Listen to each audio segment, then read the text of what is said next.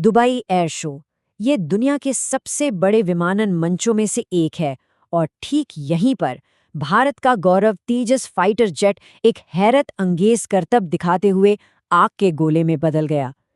ये एक ऐसी त्रासदी थी जिसने पूरी दुनिया को सचमुच झकझोर कर रख दिया।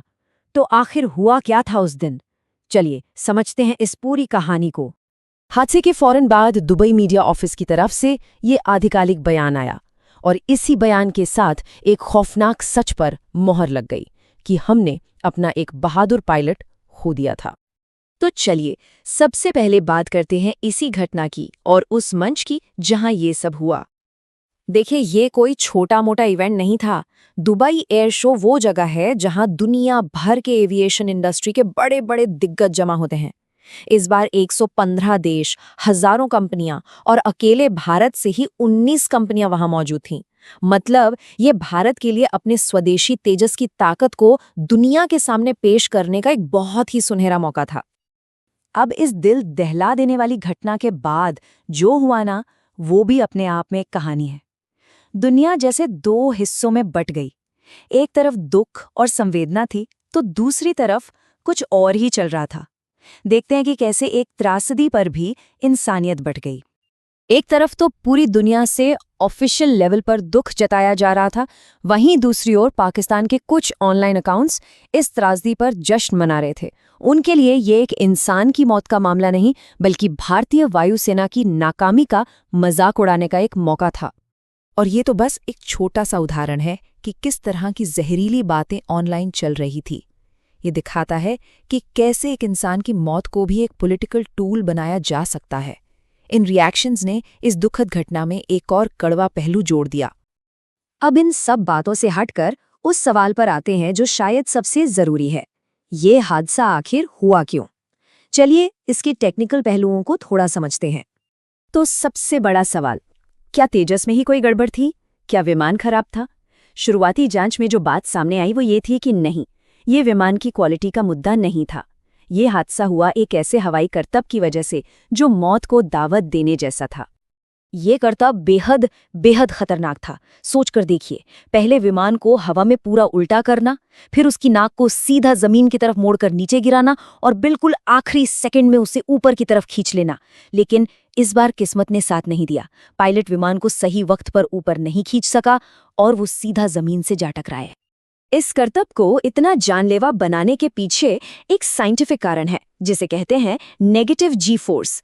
इसको ऐसे समझिए, जैसे आप किसी झूले पर बहुत तेजी से नीचे आते हैं तो पेट में एक अजीब सी फीलिंग होती है ना। अब कल्पना कीजिए कि इसका असर 100 गुना ज्यादा हो। पायलट के शरीर पर इतना जबरदस्त दबाव पड़ता है कि सारा खून दिमाग की तरफ दौड़ने लगता है, जिससे उसकी सोचने समझने और फैसला लेने की ताकत लगभग खत्म हो जाती है। और शायद यही एक बहुत बड़ा कारण बना। तो जाहिर है मन में ये सवाल उठता है कि भाई, अगर ये करतब इतना खतरनाक था तो क्या इसका मतलब यह है कि तेजस विमान ही सेफ नहीं है? क्या उस पर भरोसा नहीं किया जा सकता? इसका जवाब हमें आंकड़ों में मिलता है। चलिए अगले हिस्से पर चलते हैं और एक नज़र डालते हैं कि तेजस का ओवरऑल सेफ्टी रिकॉर्ड असल में कहता क्या है। ये नंबर देखिए, 2। जानते ये क्या है? ये तेजस के हादसों की कुल संख्या है अपनी पूरी सर्विस हिस्ट्री में। जी हाँ, सिर्फ 2। इस टाइमलाइन को जरा ध्यान से देखिए। तेजस 2016 से इंडियन एयरफोर्स का हिस्सा है।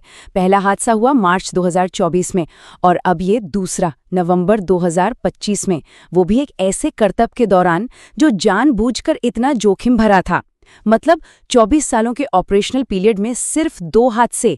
ये आंकड़े खुद विमान के शानदार सेफ्टी रिकॉर्ड की गवाही देते हैं।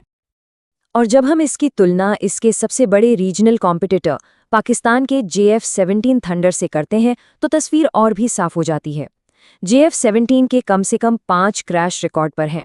ये डेटा साफ साफ बताता है कि सेफ्टी के मामले में तेजस कहाँ खड़ा है। तो इस हादसे के बाद एक और बड़ा सवाल खड़ा होता है, वो ये कि भारत जो तेजस को दूसरे देशों को बेचना चाहता है, उस पर इसका क्या असर पड़ेगा। तो क्या अब कोई देश तेजस को खरीदेगा? देखिए, जो एक्सपर्ट्स हैं उनका मानना है कि इस एक हादसे का बहुत ज़्यादा असर नहीं पड़ने वाला। क्यों? क्योंकि जो देश ये फाइटर जेट खरीदते हैं ना, वो किसी एक घटना को देखकर फैसला नहीं लेते। वो पूरे सेफ्टी रिकॉर्ड को देखते हैं और वो ये भी अच्छी तरह समझते हैं कि एयर शो में किए जाने वाले करतब रोज़ की उड़ानों से कितने अलग और खतरनाक होते हैं। असल में तेजस के एक्सपोर्ट के रास्ते में असली रोड़ा ये हादसा नहीं बल्कि कुछ और है, और वो है इसके इंजन की सप्लाई चेन। तेजस में अमेरिकी इंजन लगते हैं, और अगर उस सप्लाई में देरी होती है तो वो निर्यात की डील्स पर इस हादसे से कई ज्यादा बड़ा असर डाल सकती है। तो इन सभी तथ्यों, प्रतिक्रियाओं और विश्लेषण के बाद आखिर में इस पूरी घटना का निचोड़ क्या है? तो आखिर में हम क्या कह सकते हैं? ये कहानी है एक बहादुर पायलट के दुखद अंत की, जो अपनी कला की हदों को आजमा रहा था। लेकिन विडंबना देखिए, यही हादसा अनजाने में तेजस के शानदार और मजबूत सेफ्टी रिकॉर्ड को दुनिया के सामने और भी मजबूती से रख देता है। ये हमें याद दिलाता है कि कभी-कभी एक अकेली तस्वीर पूरी कहानी नहीं बताती।